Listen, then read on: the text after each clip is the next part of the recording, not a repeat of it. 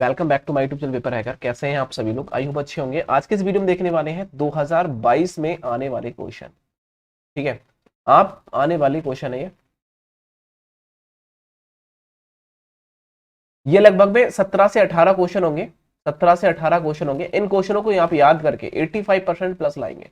मतलब कि यहां से 85% प्लस फंसेगा, मतलब कुछ भी बाहर नहीं जाने वाला है। यदि आप यूपी के किसी भी यूनिवर्सिटी से हैं, बिहार से हैं, ठीक है, उत्तराखंड यूके से है, या फिर आप एमपी से है, मध्य प्रदेश से है, तो भी एमपी में बहुत सारे अभी यूनिवर्सिटी में पेपर हो रहे हैं, सारे क्वेश्चन फंस रहे हैं। ठीक है, लगभग में मैं आपको बता दूं, आप बस इतना ध्यान रख लीजिए, आपके पास नोट्स बुक गैस पेपर जो भी है उस पर आप टिक लगा लीजिए। यदि आपके एमपी उत्तराखंड और बिहार के जो भी छात्र हैं उसमें देख लेना सेम टू सेम यदि मिल रहा है, क्वेश्चन मिल रहा है जो मैंने आपको बता रहा हूं, ये क्वेश्चन है आपके में, तो बस इतना पढ़ के चले जाना, तो आप पास हो जाओगे। फेल करने वाला कोई नहीं आपको। उत्तरा और यूपी की बात करने वाला हूं। यूपी की ऑल यूनिवर्सिटी का सिलेबस सेम है, बिल्कुल कुछ भी चेंजेस नहीं है। फर्स्ट सेमेस्टर वालों का, सेकंड ईयर का, थर्ड ईयर का, सभी का। आप क्या करना है, हमारे जो मैं आपको इंपोर्टेंट क्वेश्चन दे रहा हूं बस इतना पढ़ लेना। ऐसा हो सकता है किसी में पहला पेपर पहला क्वेश्चन पूछ ले, उसका किसी दूसरे यूनिवर्सिटी में सेकंड क्वेश्चन पूछ ले, लेकिन पूछेगा इनसे ही, बाकी एक भी क्वेश्चन बाहर नहीं जाएगा। ये मोस्ट इंपोर्टेंट है। ठीक है, और बीकॉम फर्स्ट सेमेस्टर की बात करेंगे, बिजनेस कम्युनिकेशन, जिसे हम व्यावसायिक संप्रेषण के नाम से आपका पेपर हो जाता है।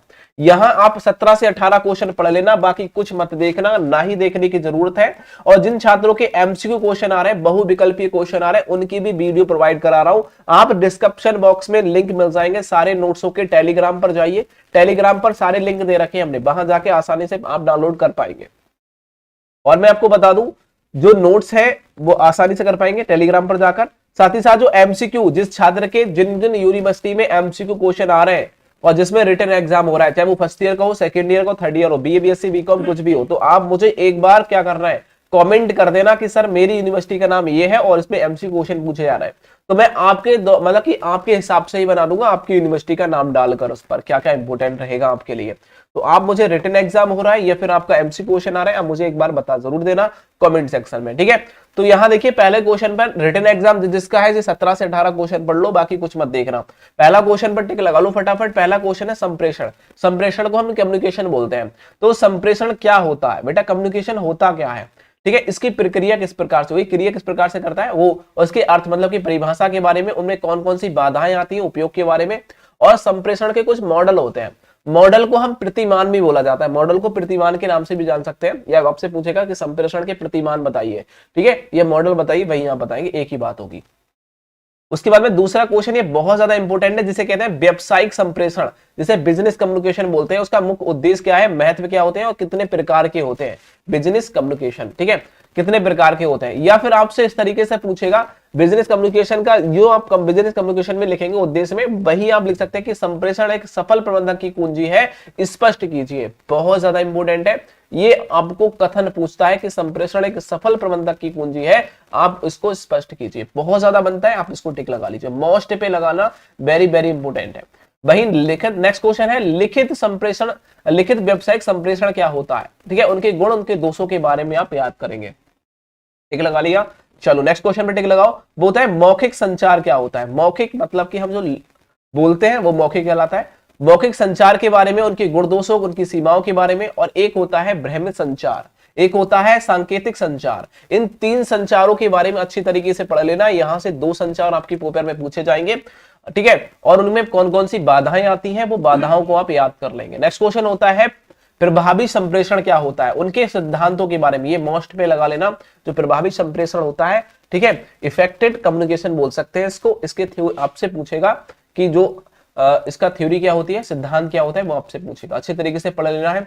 नेक्स्ट क्वेश्चन आता है कि अशाब्दिक या फिर आभासिक संप्रेषण भी बोलते हैं, इसके गुण दोषों के बारे में। जैसे हम एक अशाब्दिक को हम गैर शाब्दिक संप्रेषण के नाम से भी जानते हैं।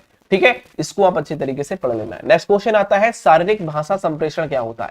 शारीरिक को हम दैहिक भी बोल सकते हैं कि दैहिक भाषा संप्रेषण, या फिर शारीरिक भाषा संप्रेषण क्या होता है, उसके महत्व को हम याद कर लेंगे। ठीक है, चलो नेक्स्ट क्वेश्चन होता है सरलता क्या होती है, क्या है उसके बारे में, और उनके प्रकार कितने होते हैं, उद्देश्य और कौन कौन सी बाधाएं आ जाती है सरलता के अंदर, वो आप देखेंगे।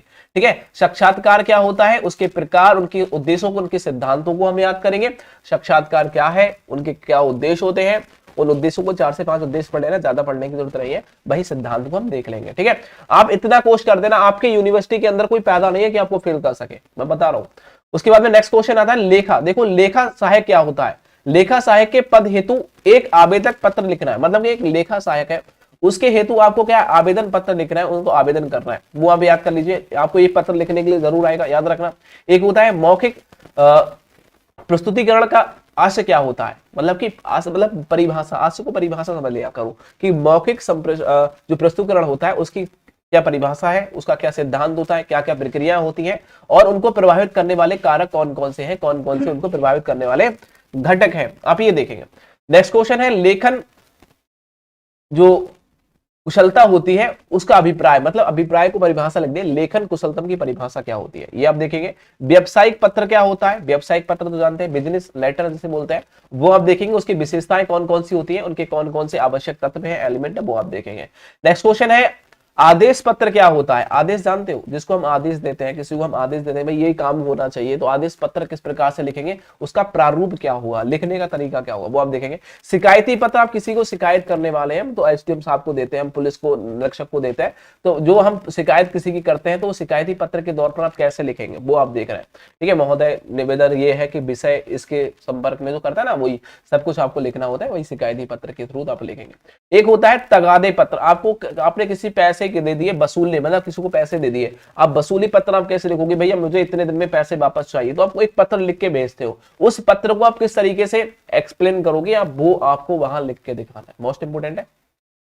एक होता है गस्ती पत्र, ठीक है, गस्ती जिसे परिपत्र भी बोलते हैं, गस्ती पत्र भी बोलते हैं, गस्ती लेटर जिसे बोला जाता है, वो आप देख लीजिए, ये मोस्ट इंपोर्टेंट है। ये बस 3 से 4 लेटर आप याद कर लीजिए, यहां से 100% बनेगा। सबसे ज्यादा आपसे पूछता है, एक आपसे शिकायती पत्र पूछेगा, तगादा पत्र जिसे वसूली पत्र कहते हैं, और गस्ती पत्र, इनमें से 3 में से सबसे ज्यादा आता है, ये सबसे ज्यादा रिपीट होते हैं।